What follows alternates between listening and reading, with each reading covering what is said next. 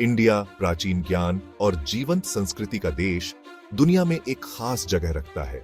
यह भूमि न केवल अपनी भौगोलिक विविधता के लिए जानी जाती है, बल्कि इसके इतिहास और संस्कृति की गहराई के लिए भी। इसका इतिहास हजारों साल पुराना है, जो राज्यों के उत्थान और पतन, धर्मों के जन्म और कला और विज्ञान के फलने फूलने का गवाह रहा है। हर पत्थर, हर खंडहर एक कहानी कहता है। बर्फ से ढके हिमालय से लेकर उष्ण कटिबंधीय तटों तक भारत का विविध परिदृश्य एक अद्भुत कहानी के अनावरण का साक्षी रहा है। वाराणसी के घाटों पर सूर्यास्त का दृश्य, जो आध्यात्मिकता और प्राचीन परंपराओं को जीवंत करता है। सिंधु घाटी सभ्यता दुनिया की सबसे पुरानी शहरी सभ्यताओं में से एक भारतीय धरती पर उभरी। यह सभ्यता अपने समय की उन्नत तकनीकों और वास्तुकला के लिए जानी जाती थी। वेद, गहरी दार्शनिक अंतर्दृष्टि वाले प्राचीन ग्रंथ इसी भूमि पर रचे गए थे। इन ग्रंथों में न केवल धार्मिक और आध्यात्मिक ज्ञान है, बल्कि विज्ञान, गणित और चिकित्सा के भी महत्वपूर्ण सिद्धांत हैं। भारत की ऐतिहासिक यात्रा उसके लोगों के लचीलेपन, रचनात्मकता और भावना का प्रमाण है। यहाँ के कारीगरों की कला और शिल्प उनकी भावनाओं और सृजनात्मकता का जीवंत उदाहरण है। भारत का प्राचीन अतीत सम्राटों और ऋषियों, युद्धों और संधियों और ज्ञान की निरंतर खोज की कहानियों से जुड़ा है। ये कहानियां आज भी हमारे जीवन में गूंजती हैं। प्राचीन भारतीय विद्वान और वैज्ञानिक, जिन्होंने अपने समय में महत्वपूर्ण खोजें और आविष्कार किए, उनकी कहानियां आज भी प्रेरणा देती हैं। उनके द्वारा किए गए अध्ययन और प्रयोग आधुनिक विज्ञान की नींव रख चुके हैं। इस गौरवशाली अतीत की गूंज देश के हर कोने में महसूस की जा सकती है। प्राचीन शहरों के खंडहरों से लेकर जीवंत परंपराओं तक जो आज भी फल फूल रही है। भारतीय बाजारों की हलचल यहाँ की सांस्कृतिक धरोहर को जीवंत बनाए रखती है। भारत के वर्तमान और भविष्य को समझने के लिए इसके इतिहास को समझना जरूरी है। यह इतिहास हमें सिखाता है कि कैसे हम अपने अतीत से सीखकर एक बेहतर भविष्य की ओर बढ़ सकते हैं। यह एक ऐसी कहानी है जो दुनिया भर के लोगों को प्रेरित और मोहित करती रहती है। अजंता और एलोरा की गुफाओं की सुंदरता प्राचीन कहानियों और वास्तुकला की प्रेरणा देती है, जो आज भी लोगों को आकर्षित करती है। सिंधु घाटी सभ्यता, जो 3300 BCE पुरानी है, ने भारत में शहरी जीवन की शुरुआत को चिह्नित किया।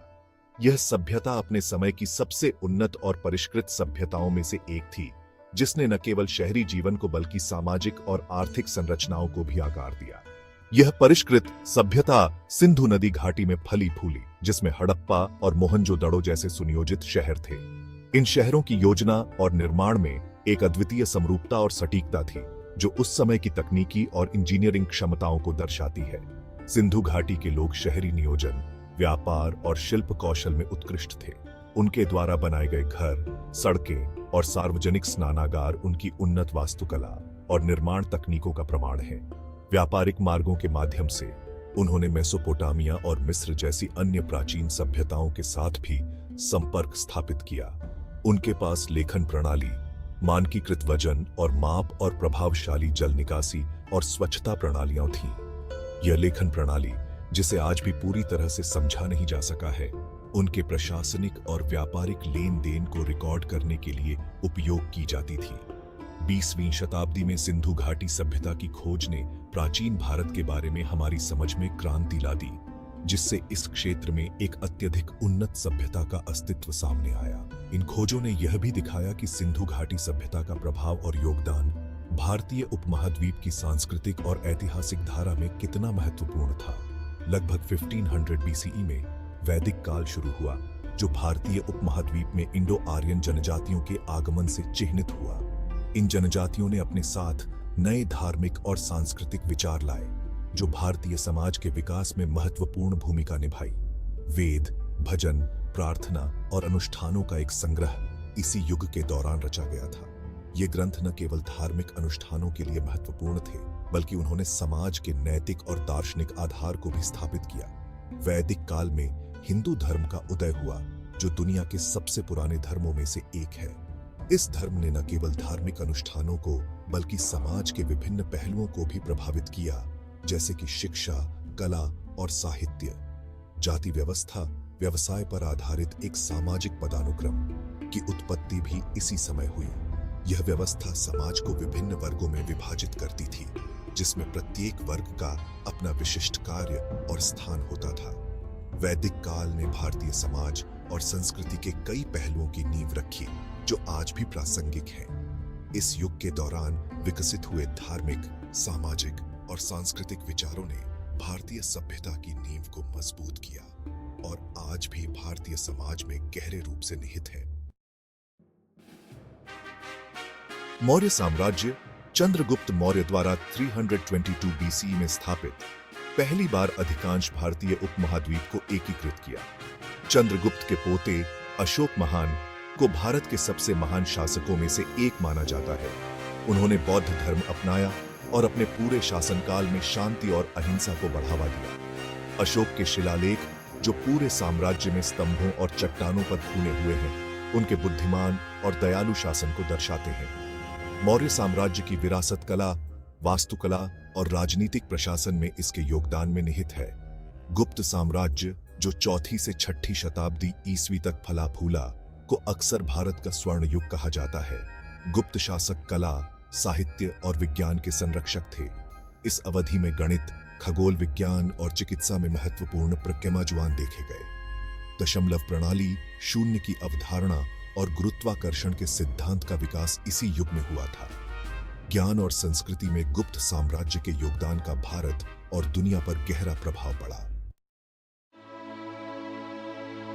भाग 4, आजादी की लड़ाई, ब्रिटिश राज और भारत की आजादी। यह एक ऐसा समय था जिसने भारतीय उपमहाद्वीप के इतिहास को हमेशा के लिए बदल दिया। 16वीं शताब्दी में बाबर द्वारा स्थापित मुगल साम्राज्य ने 3 शताब्दियों से भी अधिक समय तक भारत में एक विशाल क्षेत्र पर शासन किया।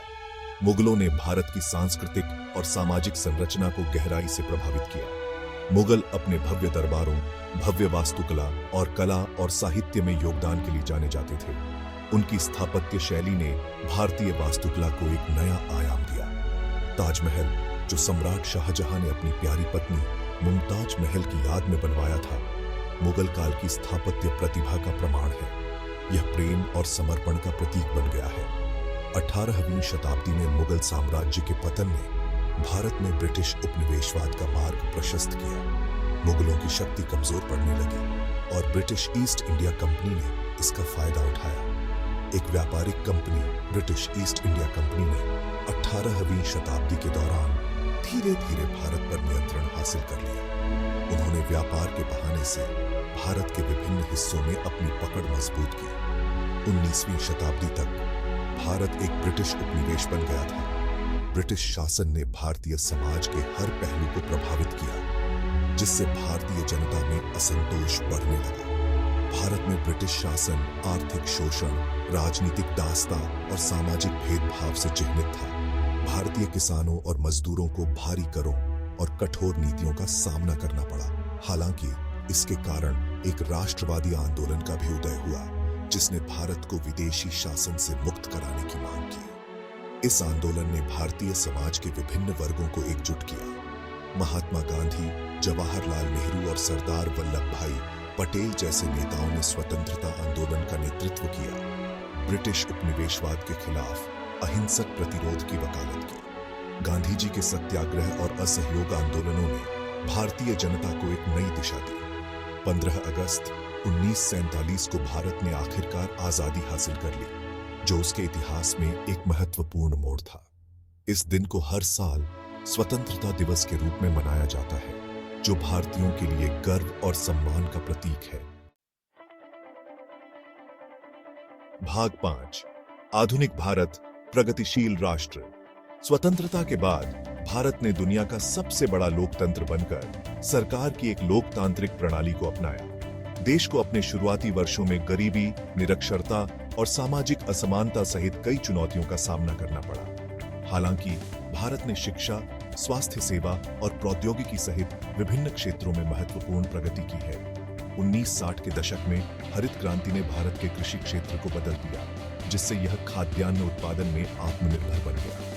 1990 के दशक में भारत के आर्थिक उदारीकरण ने इसकी अर्थव्यवस्था की क्षमता को उजागर किया, जिससे तीव्र विकास और विकास का मार्ग प्रशस्त हुआ।